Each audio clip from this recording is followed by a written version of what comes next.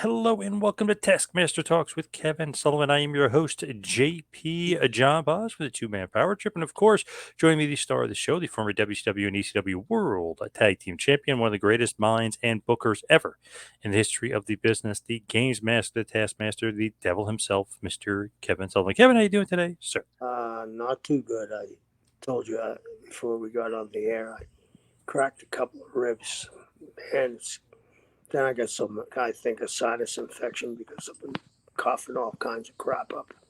But we'll struggle through. Yes, we'll get you through and get you in and out of here. So before we get going on the topic at hand, there was a bunch of fan questions that came in, a couple of good ones that I guess we never covered, or it's just something interesting, maybe outside the box questions. One of them, or actually a couple of them, were pretty good. So it goes back to Great American Bash 1998. It says, "Why was Conan selected for Goldberg's 100th opponent? Was there thought put into it, or was it just randomly Conan as his 100th opponent, 100th win?" Uh, Conan's a big star, so the 100 win was a big deal. Who better than Conan? You know, Did you think that it needed to be a longer match? 'Cause it's only like a 3-minute match or so. Because I mean, obviously Conan is popular, or is that just Goldberg being Goldberg for you? well, here's the thing: Billy, as you know, had just come out of the training center. He wasn't prepared to go any longer. And, Conan's drew as much money as anybody in the history of Mexico. He was over in this country. Very smart guy. So when I went to him, I believe I said, "What do you think?" And he said, "Well, let's make it quick because he didn't want to expose him." So that was nice of Conan. When you look at the popularity of Conan, obviously the Wolfpack is going on at this point. Was like merch sales or anything thinking of that? Because obviously he's gaining popularity. Is any thought on like, let's not hurt this guy by losing a Goldberg, or wasn't going to hurt him regardless? Hulk Hogan lost to Goldberg, right? Yep. Everybody lost to Goldberg, so it wasn't going to hurt Conan. Interesting wrinkle in all of this. Was it ever thrown out there that Conan was actually going to beat Goldberg and win the match? Ever a thought? I've heard that rumor, and I don't know where that came from. Goes back to when you thought Cody should have won WrestleMania, right? Right. Well, I don't know if I thought, but I thought he was going to win. Yes. Yep. Okay, Yep. okay, I actually prefer that he didn't, though, because I think it's a lot better that he didn't. But yeah. okay. And let's go back to that. All the people on the internet you saw, what a mistake, right? Yeah. What a mistake. Look how their ratings are till now. Yep. Killing it. Look who they've made, right? Yep. And here's what everybody forgets: Dusty never won the WWF title, but he got close, right? Yep. I believe that if Cody had won, there would have been repercussions because of Sammy not winning. I think it would have hurt Cody. Now he's had two matches with Brock, which have been damn good, and he took a loss, and he's on the trail. And I bet at WrestleMania 40, if nothing happens, we'll see the return match. And at that period, I'd say, yeah, Cody deserves it. I just don't think that would have, if Cody walked in from another company. Let me rephrase that again. If Cody walked in from another company, what does that do for the other company? Right. There's a lot of things you can think Right. about. You can't book with your heart. It has to be with your head. So their business is doing incredible. Jimmy Uso now is another babyface, right? Yeah. And Jey Uso pinned Roman at Yeah, the pay per view. Shockingly. yeah. Super So shocking. 3 years he doesn't get beat. So we have Sammy, the Usos, Kevin, Cody, Drew. Drew. I mean, we got a lot of guys Solo. solo that could continue this thing for another year. Remember, the NWO didn't just last. How long's the Bloodline been in existence? A year and a half? Really, kind of, if you think about it, almost 3 years when they really started with Jey Uso being a part of the group was 3 years ago. So kind of 3 years if you think about it. But when do you think the real heat came on and they grabbed the brass bell and took it over? A year and a half. Yeah. Yep. Okay. NWO lasted a lot longer, didn't they? Technically, really 96 and then 99. They brought it back in 2000. They brought it back in 02. Yeah. Yeah, but you just made my point, I think.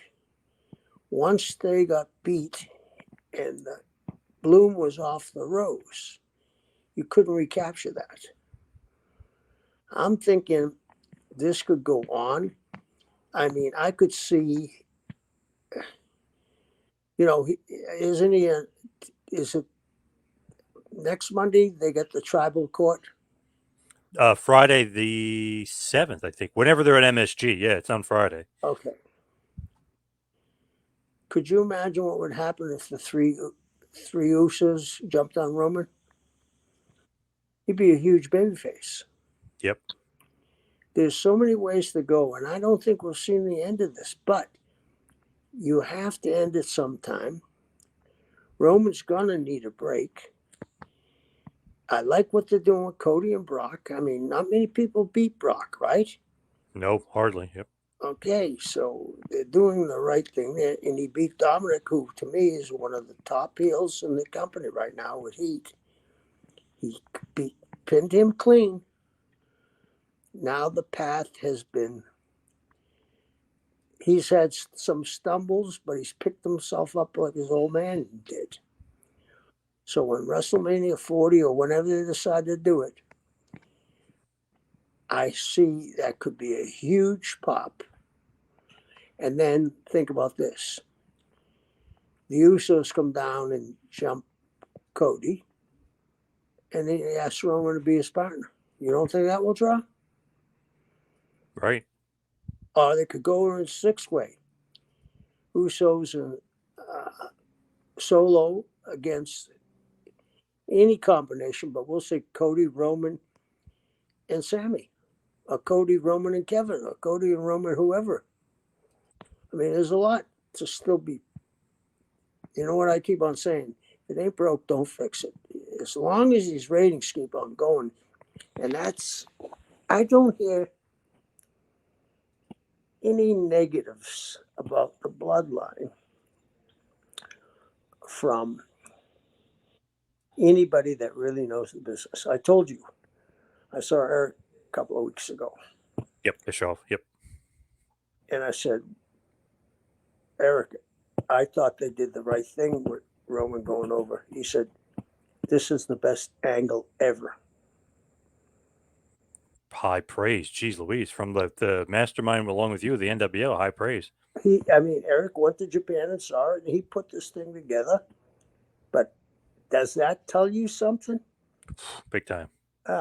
So let's relax and enjoy the show, what they're doing, and don't get so uptight about it because they're bringing you back every week. They're doing something right. Now, with like saying Reigns, you don't want to beat him. That's the same thing with Goldberg at that point, right? You didn't want to beat him. Yeah, So that's exactly. basically. And then if you beat Bill, you would expose them. And the Conan thing is a weird thing because I've heard that rumor. I think Conan's talked about the rumor. I think Nash has talked about that rumor. Maybe he was drinking or fooling around joking, like, oh, maybe you'll lose to Conan. You never know. Maybe he was messing with Goldberg or something. You never know with Nash. But he said that before, that he's throwing that out there. Oh, maybe he was going to lose. Yeah, I mean,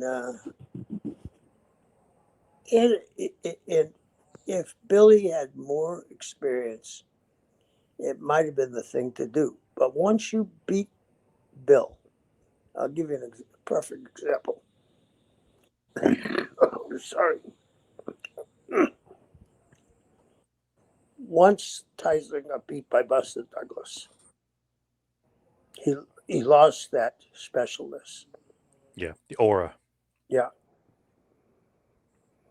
That was crazy. Looking back, I mean, just nuts. And the odds on that was at 44-1. I mean, just nuts looking back at Tyson and that. But it's interesting too because Hennig and Rick Rude were kind of, well, really Rude was the manager. Hennig was kind of feuding with Goldberg at that point. That was going to be a big match for Goldberg once he wins the title in July 6th. But it seems like Hennig and Rude maybe could have interfered on Conan's behalf, and that's why Goldberg loses. But still, that would have been terrible, right? I mean, it doesn't matter who cheats; it still would have looked bad.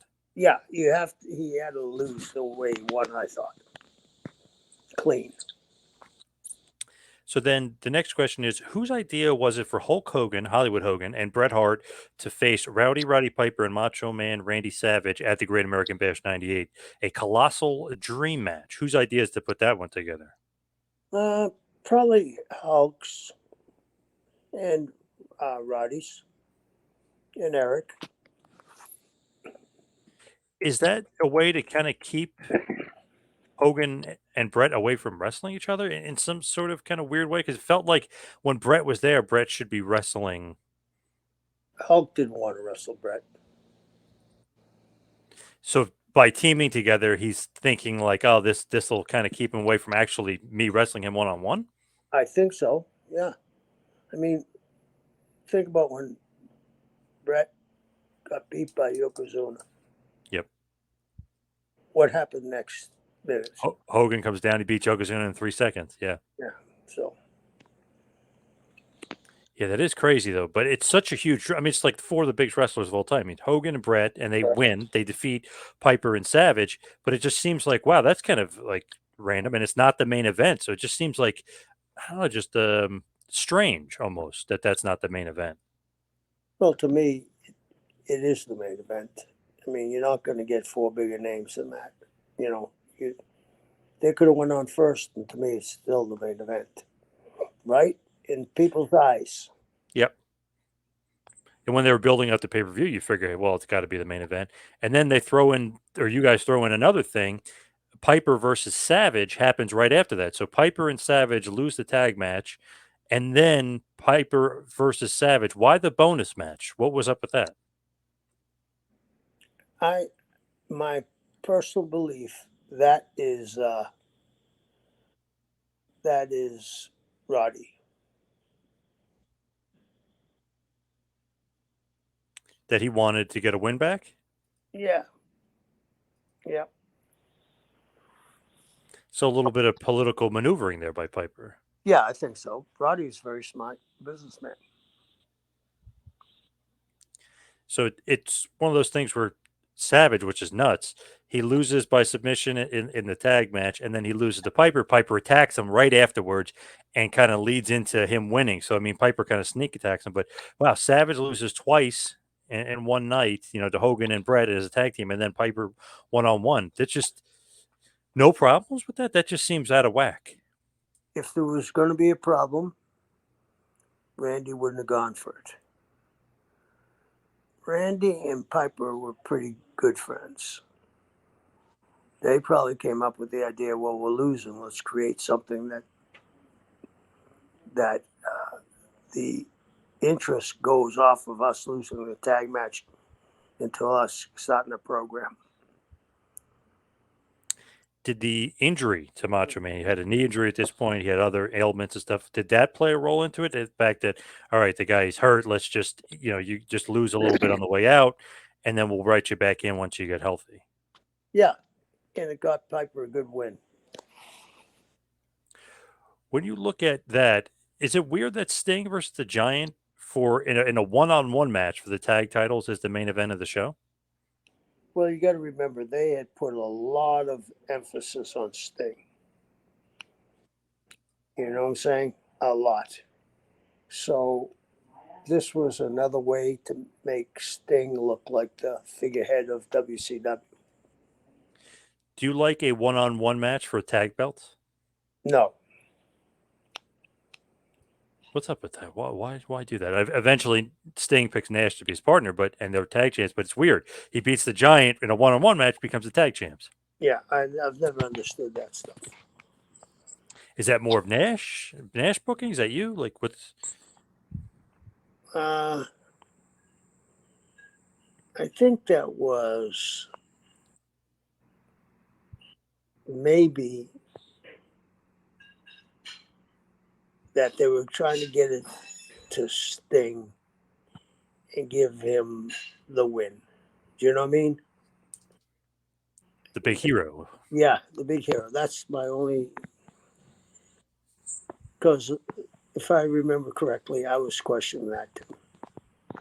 Were you a fan of Sting with the red face paint, Sting in the NWO Wolfpack?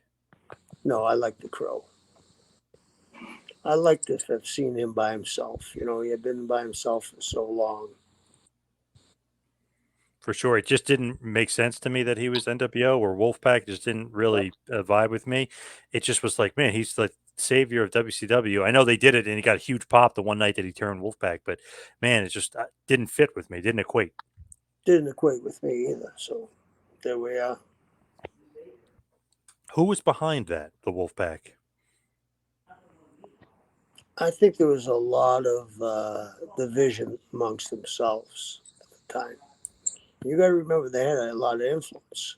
Oh, yeah. Kevin and Scott, Hogan on the other side, you know. It seemed like, and Hall and Nash have talked about this, for years, obviously before Hall passed, but that it might have been some sort of punishment to do the Wolfpack the way they did it. Because if you look at it, they fire Waltman, who's their boy, and Hogan says in an awesome promo, which is hilarious, but he's kind of shooting. He goes, he couldn't cut the mustard, so he got fired. He's just saying that on TV about six. I was like, holy crap. Because the real Wolfpack is Hall, Nash, and Six. It's just those three. That's the Yeah, real Wolfpack. Then they split up Hall and Nash. Nash is Wolfpack, and Hall is Hollywood. What's up with that? I mean, that's got to be something to that as far as Hogan and Bischoff separating them because maybe a little bit of they're getting too much power or something. that could be it. And it could be Hulk showing who's the boss. And did he want Hall on his team because that's like the cool factor? Like NW Hollywood Hall is a lot better than Hogan being with Savage. Oh, yeah. Yeah. The cool fact is Kevin and Scott and Sean. And then if you split them up, obviously Hogan wants Hall on his side, and then Nash is going to have to be feuding on the other side. Right. So that's it for the questions that came in. But the topic at hand, what I wanted to talk to you today about was the Iron Sheik. I know he passed away a few weeks ago. We didn't have Right. the chance to talk about it then, but I wanted to kind of just briefly talk about the Iron Sheik with you. And just curious, when was the first time you ever met Sheiky Baby? I met Sheik one time in Florida back in about 73 or 74. Then I went to Calgary for 6 weeks and really got to know him there.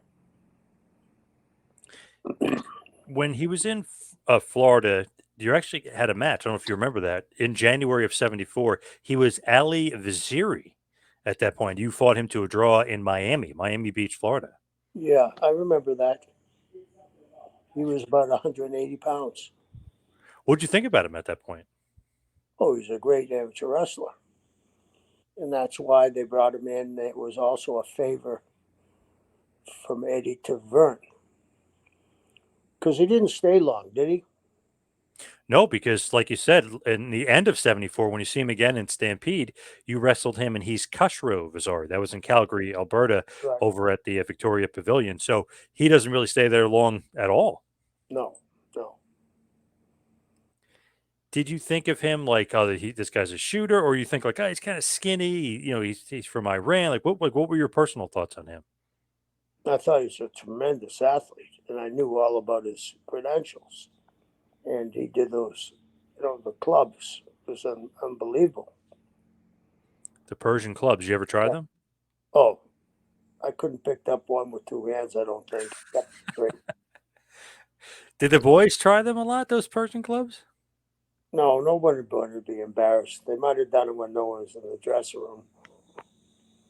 Because wasn't Jim Duggan talking about he couldn't do it? Like, which is crazy because Duggan is huge and strong. He's got those big arms, but it's like he couldn't do it. But I think the only guy that could do it was Backlund, right? The only guy that, but obviously besides Iron Sheik. Well, the guy that brought the clubs to the U.S. was Carl Gotch. Oh wow, okay. Yeah, Carl did them easily. What does that like entail? Is it just shoulder strength, hand strength? Like how the hell? Like it seems like it's impossible to do it. Forearm, wrist, your whole body. Your base, you know what I mean? Your legs and ass, your abs. It's very difficult. The only guy of recent time that I can remember, Al Snow was doing them. I remember that Oh, was the only really? guy recently. Yeah, it was pretty damn impressive. He got pretty big, but yeah, for sure, it was impressive as hell. He got incredible shape. I really admire Al. So looking at Sheiky Baby, who actually brings him into the wrestling business, as far as you know? Like, did Eddie actually bring him in? No, Vern Gagne. Okay. So Vern literally brings him in and trains him. It's not like he went off someplace else and then Vern trained him. He literally Vern brought him in and trained him. Yeah, at the farm. What did Vern think about him? Obviously, the Iranian athlete, it just seemed to fit his camp so well. Yeah, and Vern kind of had that Eddie Graham mentality. Look at the guys that he had there. What was the big heavy set? Chris Taylor. He went to the Olympics. Remember that? Hmm. Brad Rangans. Ringens. There's a bunch of other guys. When Vern first started, he had Mike DiBiase, I believe, and Joe Scarpello. These were national champions. And then even on the other side of things, for like Olympic perspective, but weightlifting, Campatera. Yeah. Ken was the first man to press 500 pounds. It's a freak. And obviously, your buddy Nate, Ric Flair, was training with Vern Yeah. around that time period as well. And Rick was a very strong power lifter. Still lifting weights, Yeah. crazily enough. Yeah. Not sure why, but he's still keeping in great shape. Yeah. Waiting for the next comeback. Yeah, exactly. Maybe that last match isn't his last match. Yeah, we'll Yeah. see. So when is the next time like you see or hear of Sheiky Baby again? Because I know we mentioned Florida and Calgary, but where do you see him again? I caught him on TV as the Iron Sheik. Oh, I got to no, I got to. I was with the Sheik in New York in '76. Really? Yeah, zoom in my abs, Mr. Cameraman. I couldn't believe how big he got. Yeah, right. From if you look at him beginning of his career, then all of a sudden when he's in the WWF, I mean, he's like a little tank. He's a Yeah, monster there. yeah, Not height wise, but body wise, unbelievable. yeah, yeah, Probably about 6 foot tall, but I mean, just a huge, ripped up guy. yeah. I'd say he was 5'11". What did you think about the Sheik? Like the gimmick, the character, the look? You seemed like you were kind of stunned by what you saw. Yeah, and later on, I got to be the original Sheik's buddy, and I worked for him. He was great to me, very good to me. I mean, I heard all the horror stories about the payoffs, but at that time, he gave me a huge guarantee to go to work for him, and he paid for everything: my hotels, my meals, my car, the whole thing. He was great. So I brought it up to him. I said, the Iron Sheik. He said, "Oh, Cosmo came to me and asked me if he could use it." And I said, "Sure." So that was nice that he went and asked for permission. Yeah, for sure. Yeah, So basically, he's a great wrestler in Iran. He's part of like the guy Takti, the legendary wrestler Takti from Iran. He's kind of his protege, if you will, kind of in his camp. He speaks out, Takti does, against the government. They kill Takti. yeah, Sheik kind of gets scared, even though he was working with the Shah of Iran. He was a bodyguard over there. He was doing all this stuff with them. It's like, wow, if you could kill this guy who's like a legend here, what's he going to do with me? He could easily kill me. I'm his protege. So then he leaves, comes to the United States, and that's where he kind of meets up with Vern and a legendary Billy Robinson, who probably helps him in a little bit of his shooting world, if you will. yeah. And do you know that the Sheik used to sleep at the foot of the bed of the Shah? No, interesting. And he got stabbed in the head with an ice pick about 4 times. He had little holes in his head. Holy moly. So somebody was attacking the Shah and he stood in between them. Yeah, yep, Tough mother, right? Oof, tough yeah, guy. yeah. Interesting with him. he would actually go on and like train some wrestlers. I don't know if people are aware of that. Like he would actually help train wrestlers. So guys like Ricky the Dragon Steamboat got a little bit of training from him. Greg Gagne himself, Jim Brunzell. So he was actually, for his lack of English, could actually help teach wrestlers how to wrestle. Hey, Dr. Tom Pritchard, he was his trainer. So Really? yeah, it's interesting. He was actually good at it. It shows you, I guess you don't have to have strong English to be, it's almost like an unwritten language. Well, it's like the great chess players. They know how to play, right? Yep. And they can, because chess is a complicated game, but once you know it, you don't really need to talk to be taught.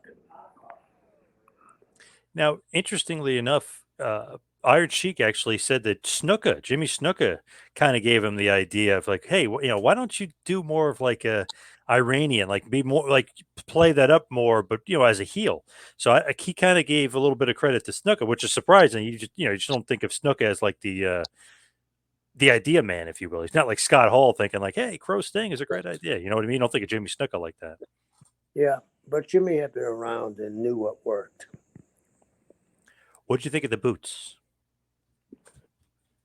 I thought, I understood why, but you have Abdullah, you have the original Sheik, but they're not in the territory at the time, and they're not going to come in. So Did he have to ask permission to use those boots? I don't know, but I'm sure once the Sheik granted him permission to be the Sheik, the boots went along with him. Kind of a staple, really, Yeah, of him. You know what I mean? Like that's one of the things that everybody remembers when they think of Iron Sheik. yeah, absolutely. So he ends up back, of course. I mean, he wrestles for Championship Wrestling in Florida again. He goes to Mid South for a little bit. He's in Georgia for a little bit. He's actually in Jim Crockett Promotions for a little bit. After basically a 2-year stint at WWF, he goes back to the WWF in 1983 for a little guy named Vince McMahon Jr., Vincent Kennedy McMahon. And that kind of changes the direction of wrestling for a little bit. I was talking to Stevie Kern not too so long ago about it. And, that could have been him in that Backlund spot, as you know, as he said that you had once told him. But it's interesting. Vince Jr. didn't see Backlund as the global phenomenon. Obviously, he was right because Hogan's the man, but he didn't see Backlund as like his guy. What do you think about that? Well, I think the biggest mistake in the history of the wrestling business was not turning Billy Graham babyface. He sold 19 Madison Square Garden shows out of 20. Yes. No Ibney being the most, but the most consistent Yep. of all time. It's weird. If you're a booker, wouldn't you be like, you know what? We got to change directions here. This guy is money. Mini superstar Billy Graham. Well, Vince Sr. was a really honorable man. He gave Billy the date he was going to win it and the date he was going to lose it the week he came in. So, what do you think about Bob Backlund being champion for 5 years, though? Is that just him being? That's what he said. That's what he wanted to do. Yeah, I mean, his word was his bond. Now it's interesting because of the way WWF booked themselves. God, for 30 years, 20 years, really 20 plus years to this point, was that the heel champion would only really be the transitional champion, Right. meaning that really, Buddy Rogers held the belt for a little bit until obviously Bruno beat him, but then it's Ivan Koloff for a little bit, it's Pedro Morales for a long bit, then it's Stan the Man for a little bit, then it's Bruno again for a run. Then it's Superstar Billy Graham. He actually got an extended run as the transitional champion, which was crazy because, Ivan Koloff held it for 2 weeks, whatever that was, or 3 weeks. Stasiak held it for 8 days. Like, it just seems like that's the thing, transitional champion as a heel. So when Backlund is a champion, they don't want Hogan to beat him, the babyface to beat the babyface. They need a transitional champion, and they go with the Iron Sheik. What did you think about the Iron Sheik in the late month of December 1983, winning the WWF World Championship from Bob Backlund? Well, you make an American hero, right? Meaning Hogan. What better way to win the belt? Right, huge heel. the Iran conflict, Contra, all that other stuff going on. You were just, Iran obviously was hated at this point. He's hated as a heel. He's super, super over. Do you think that that was the right choice? Iron Sheik winning the belt. Yeah, absolutely. I Did mean, you we like the have finish? with Hogan. No, no, with Sheik beating Backlund when the Arnie Skolin throws in the towel. I've never been uh, privy to. Did Arnie? Did Backlund? I've heard some rumors that Backlund didn't know about that finish. Wow, really? I thought he knew about it. I thought he liked it because it kind of kept him strong, even in defeat. Wow, really? You heard he didn't hear about it? Wow. Yeah, but that wasn't from Backlund. It was probably internet rumors. So who knows? But it did keep him strong. What's going on with Bobby Backlund lately? Have you heard from him or heard anything? Because he's not been doing anything at all. Well, I saw him about, I guess, 6 or 8 months ago, but that's the last time I've seen him. Yeah, he hasn't been doing much. He hasn't been out there on the circuit, if you will. I know Yeah, he's obviously he's in his 70s now. Maybe he's just hanging him up, but it's just interesting. He hasn't done anything in a while. yeah. So Arnie Skolin throws in the towel. Iron Sheik is the champion, and man, does the Madison Square Garden crowd absolutely hate Sheik? I mean, hate beyond belief. Yeah. JP, can we hold on for a second? Yep.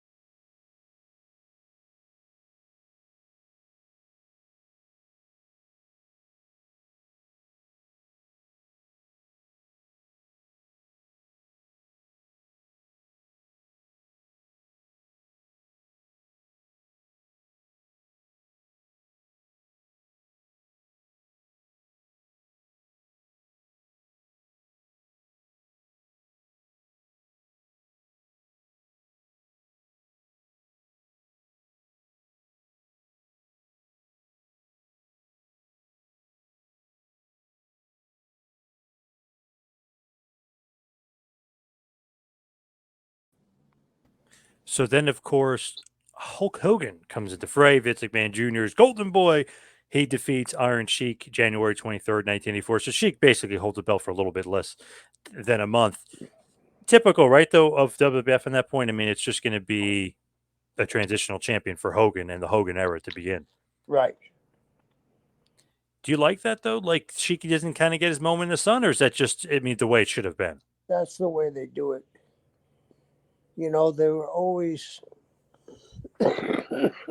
You got to go back to the famous riot of, Pedro Morales and Blackjack Mulligan? no, even before that, of Oh. Dick the Bruiser and Dr. Jerry Graham against Rocker and Carpante, where they rioted. And then they put the rule in that no one could go to the matches unless you were 14 or older. Did you know that? Yes. Yep. And Which they makes those sellouts even better because you don't have kids, which is like a big part of the audience. and they lost about 1,200 shares. So Oh, I didn't realize that. yeah, I don't think they wanted to have that kind of heat. And then, you know, it didn't help that Mulligan almost died with Pedro. Definitely, Yeah, definitely not for sure. When you look at it, is it true? In fact, because Iron Sheik says it, Greg Gagne denies it, Vern Gagne, I don't know if he denied it or not, but was he really offered $100,000 to break Hogan's leg I wouldn't doubt it. and then bring the title to the AWA? Because hey, I brought you in. I don't care, Vince is your cash cow, but hey, let's break Hogan's leg and bring the title back since Hogan and Vince were killing my territory. I wouldn't doubt it at all. So Sheiky Baby doesn't do it. He's an honorable man, even though in a shoot, I think Sheik could probably take Hulk pretty easily, right? I don't know how easy. You know, Terry's pretty salty, but yeah, the longer it went, I think that Sheiky would have beat him. But it would have been interesting. But he probably would have beaten him in a where they were working, and Hogan was going along with it. Until he got in position. Right. It's funny, like the match about 6 minutes, but it's great. Like the crowd is nuts. Like they're amped beyond belief. And when he wins, forget about it. Obviously, that was the right choice because I mean the crowd goes nuts and he launches WWF into the next stratosphere. So thank you. Think about it. Like thank you, Iron Sheik, for putting putting Hulk over and putting him in that position. So he was in an awesome spot, like to really help out the WWF and help out the Hulkster and really kind of put him over the top. Yeah, absolutely. I mean, what a great heel at the time uh, with the problems we have in the Middle East. Yep. Do you think that there should have been more return matches? I mean, there was, but they were short, and there was a big return match at MSG, but it was even less than the first match. I think it was 4 minutes. I mean, it was just for some reason it wasn't one of those things where hey, the guy wins the title and they have this big program together. They didn't have a big program together. Slaughter actually had a bigger program with Sheik. Well, I think they appreciate what the Sheik did. And if he went around with Hogan in every town and got beat, he would have been severely diminished because he got beaten quick. He stayed there for quite a long time. Yeah, it's interesting. In '84, Hogan fights Sheik a few times, but it's like, wow, it's like he goes into a little mini feud with the Max Superstar. Like that's his first. And then it's like a little bit of Orndorff, a little bit of Piper towards the end of the year. Dr. D. David Schultz was a big feud. So it wasn't like Iron Sheik and Hogan ruled the roost in '84. It was only a few matches. Yeah, yeah. And I think that was done on purpose because, Kept Sheik strong. yeah, and I think they appreciate what the Sheik did. They do put him in an awesome tag team with Nikolai Volkov with Classy Freddie Blassie as the manager. They do win the WWF tag team titles. Man, you want to talk about heat. Anytime these two are on the mic, the crowd just absolutely hated. Obviously, Iran, Russia, the Middle East. I mean, they do not like these guys. So really smart move by Vince. And I guess they just don't do that kind of stuff today where it's like not cheap heat, but it's like easy heat. Like these two, give them the tag titles, let them go on the microphone and just get booed out of the building. It's a different world. I mean, they might actually get canceled, right? With Yep. cancel culture. Oh, for sure. Yeah, they'll get in trouble. But with all that, because of the rock and wrestling era, because of the TV shows, because of the music videos, because of the action figures, Iron Sheik becomes mainstream almost. I mean, he becomes a huge, huge star. Obviously, the Hulk Hogan's Rock and Wrestling, the awesome cartoon show back in the day. But I feel like, he's basically, if you asked anybody of that era, like just random people, who's the Iron Sheik? Like, oh, he's the wrestler. Nobody likes him, right? I mean, he's mainstream. I heard, and I don't know if this was for a quarter or half a year, uh, when the residuals of all that stuff was coming out, he made $400,000. Now I don't know if that was for a quarter or a half a year, but that's a lot of money. He was on everything, like you said, the cartoons, the dolls, the big buddies, the whole thing. He was the integral part. If you got Hogan, you've got the Sheik, right, to play with. Yep. Yep. Literally it's ingenious because if you think about it, everybody owned the Hogan figure, but who is Hogan going to beat up? Iron Sheik and Piper. Like those are Yeah, the two, or and even Orndorff. Like those are the guys you want because Hogan's going to beat them up. right. That's it. So as he starts winding down his career, there is a controversy in '87. Him and Hacksaw are actually riding together, and they get caught with drugs on the New Jersey Turnpike, and all of a sudden it's out there. Wait a second, these guys are feuding. They hate each other. They're USA, Iran. They're traveling together. This was not good for the business, right? Yeah, and I'm surprised they both didn't get fired because Duggan was he suspended for like a couple of weeks and that was it. Yeah, and then really Sheik leaves in October of '87, but he didn't get fired right away either. Yeah, And I love that story that Vince says, "Hey, Sheik, got to talk to you. came up positive on the drug test. He's like, "Oh, that's great. Yes, positive, very good." And Vince is like, "No, that's that's not good at all. You got busted." Like, so he got caught a few times, obviously with his demons there, but to get caught and then be all over the national. I mean, this was on the papers. I mean, this was on the news. This was Yeah, everywhere that these two were together. Not good for the business, breaking kayfabe like that. yeah. And where's Duggan from? In Upper New York. Glens Falls. His dad was the chief of police in Glens Falls. Oh shit! Oh, so that terrible for him. Yeah,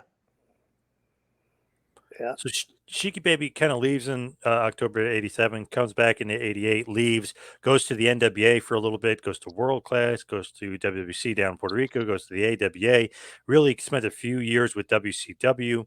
Kind of, didn't do much there. It's kind of just you could tell he's fallen off. Maybe some injuries, maybe some drug use is getting to him. Just not the Sheik that we knew of the '80s, the powerhouse.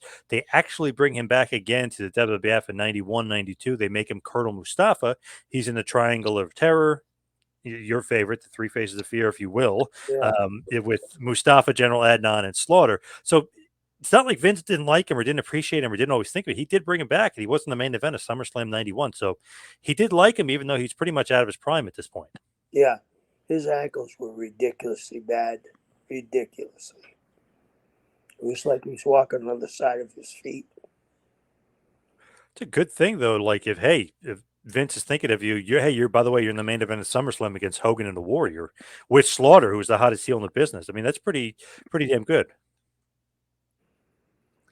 Then really kind of the fading out of his career, he comes back as a manager in 1996. I mean, he's doing all different things with WWF kind of through the years. I think something that everybody remembers is the WrestleMania 17 battle royal, the gimmick battle royal with all those legends. And as the story goes, Iron Sheik ends up winning it because he was so injured and so hurt that if they threw him over the top rope, they're afraid he might break both his hips, so he had to win it. Yeah, Is that yeah. what you heard? You heard that as well? Well, his ankles, JP, you couldn't believe his ankles. He's walking on the side of his feet. That's crazy. Ooh. Man, Yeah, just what he did for the business is crazy. Like he just really messed up his body big time. yeah, But it's funny. It's like who else would have won the WrestleMania 17 gimmick battle royal? The greatest gimmick, the Iron yeah, Sheik, right? I mean, it's such a good gimmick.